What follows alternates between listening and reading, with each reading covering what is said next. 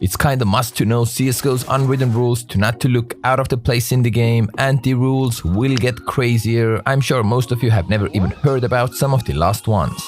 When the warm-up ends or half ends and you freeze like that, you drop your weapons. Since default dropping key is a G, it's like a GG, aka a good game gesture.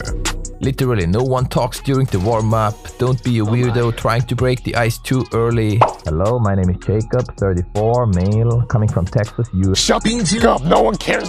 If you queue all maps, including Dust 2 or Mirage, you will be playing on one of those. Good luck.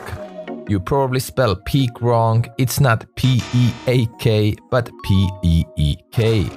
Alrighty, Zonic's Law, 11-4 scoreline at half is the most dangerous lead. Like 2-0 in football, it could provide you a false sense of security that can easily lose you the game, and it has proven to be a thing times and times again. Everyone who's better than you is cheating. That's just the competitive spirit of a casual CSGO gamer. Never reload or unscope, as enemies will often peek you exactly at the same time. Timings in this game can be extremely frustrating. If a 5-man rush is called, there's always this one dude who will lurk at the opposite side of the map.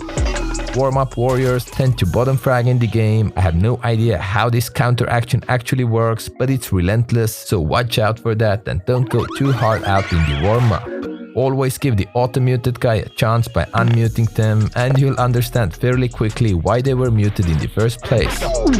No one buys CSGO skins off from Steam's marketplace, as prices and fees are much higher than on, for example, D-Market, who also sponsored this video. I use the site myself because you can find all the skins you want. Prices are fair for buying and selling, plus you can find some extremely good discounts on their discount section. They offer instant cash outs if you need them quick dollars, and their bots are one of the fastest I have experienced, which means you get your items super quick. Join in with my link. I can see who does that and will invite the largest traders in my future challenge videos. Thanks for trading smartly and supporting me at the same time. Whoever goes first is responsible for breaking the destroyable objects like Nuke's door, Market's wooden thingy, vents for window, yada yada. Don't make your teammates who might rely on you slow down because of you. Also optional, but kill the chickens, smash the flower pots, slash the TV. That's just how it goes. Stay quiet during the clutches, no teaching, no suggestions, no maybe info, especially if you have no idea where they are coming from. Just let your teammates play. When doing a crazy boost, you always call it an Olaf boost, referring to this one time on Overpass where Olafmeister and his company literally broke the map. It's going to be the case. No, I think he's just showing. There it is. If someone at the spawn looks at you like Rose looked at Jack, or crouches and nods like an average techno listener, then they most likely just want to get a drop from you. In a casual matchmaking game, B just means that one guy was spotted near B, nothing else. If you know this, you're gonna save your legs by a lot. The bomb carrier never goes in first, because if Bomberman dies and they manage to cut you off with a Molotov or other nades, you are screwed, as bomb is stuck. Plus in general, they get to see the bomb quicker on their radars, and therefore defensive rotations will be faster as well. Don't use P2000 or something is wrong with you. USP all the way. When someone is asking for a drop, it's always expected that the current richest player in the team drops. Bad nade usage is commonly called NA nade, due to at one point EU pro teams had better utility usage than North American equivalent, but believe me, European players can miss pretty badly. How dare you? Yeah. Ay.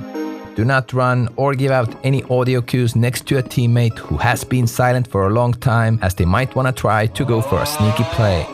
When you quick switch between your weapons a lot, you're an amazing player. Some might even think you are a professional.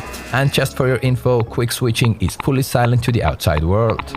You do not buy auto sniper first, but once enemies have done that, it's game on. Rock and roll, baby. No one says GG before the real end, only the special ones, and they usually do it in the round number 3.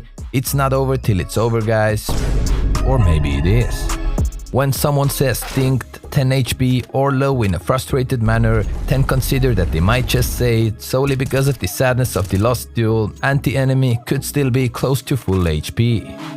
Do not remove the silencer of the USP and M4A1S, they sound stupid without them, and you lose your sneaky advantage where it takes a while for enemy to figure out the direction you are shooting them from. If anyone spots a good skin, a pro player, or half-famous content creator in their game, they ain't gonna keep it to themselves. Hey yo, it's NadeKing. That's just a rule. More than 2 ops is bad. And it's the end of the round, plus you see op on the ground, you pick it up, aka save it, obviously if it doesn't conflict the previous rule. No one talks in deathmatch or other game modes. On the CT side against many AKs, you don't buy helmets, armor only, as AKs will one-shot headshot you anyways.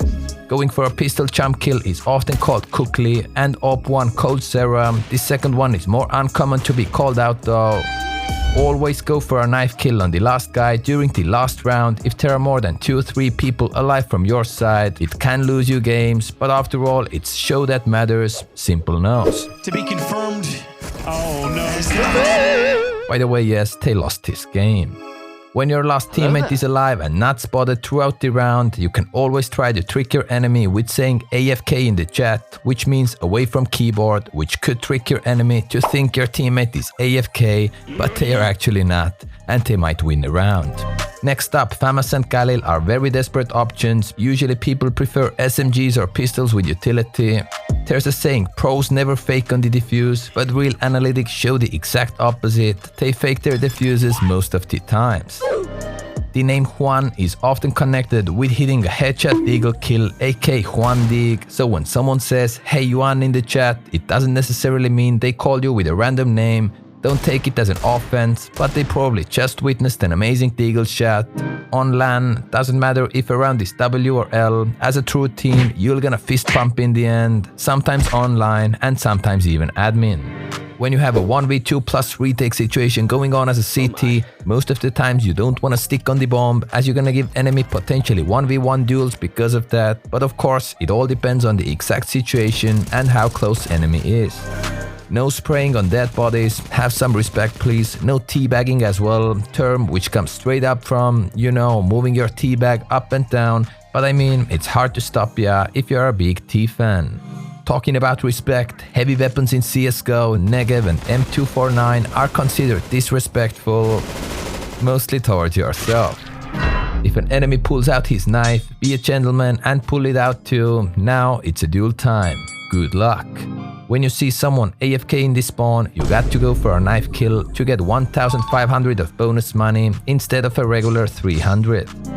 Next up, Tariq's Law, that was born in Boston's 2018 major, states that you will make a comeback on Inferno when the other team reaches a match point, especially at 11 to 15. You don't blame/make fun of your worst player, he already knows he's struggling, no need to make it any worse. Alrighty, usually the first person to say rush don't stop will be the first person to stop and block everyone else. Bad spawn means you ain't gonna go for this quick entry kill. In CSGO it's all about high FPS performance, everyone rather goes with low res potato graphics but higher FPS, so lower your resolution and bump up your FPS for better performance. Go, go, go, go, go! Lots of players say nice try when someone in their team failed a clutch or NT in a short form. It holds the team mood up, which can later on snowball into something huge. Oh my. When you haven't touched the game for a long time, common sense tells you that you should be even worse than before, but sometimes the time off does a great refresh, which results you being at the top of the scoreboards back to back to back. A legend says it happens more often when you have just visited one of the CSGO capitals, Katowice, Cologne, Copenhagen, or a new one, Rio. We move on to Spongey's magic number 3 rule. In short, the economy is broken usually by killing 3, since 2 saved guns can only drop 2 guns and 1 player is left on a budget weapon or no drops at all, so if you want to keep your economy decent, save at least 3 guns, and if you want to destroy other teams' economy, you need to kill at least 3 of them. Next up, drop AWP to low HP player in your team, also known as Bogdan's Law, which grew out from heated argument in between a former ECA rank S player Bogdan and Steel, who is one of the North America's most known in-game leaders. It's obviously a bit situational, but mostly it does make sense to let your lowest player to use the big green stick, as if that player has anything other than AWP, they'll need to put more than 1 bullet into an assumed full health enemy, lowering their odds of winning the gunfight. right. There's also a rule that if you haven't subscribed with bells turned on, you face potentially 5 L's in your next 5 games. Do what you have to do and bye.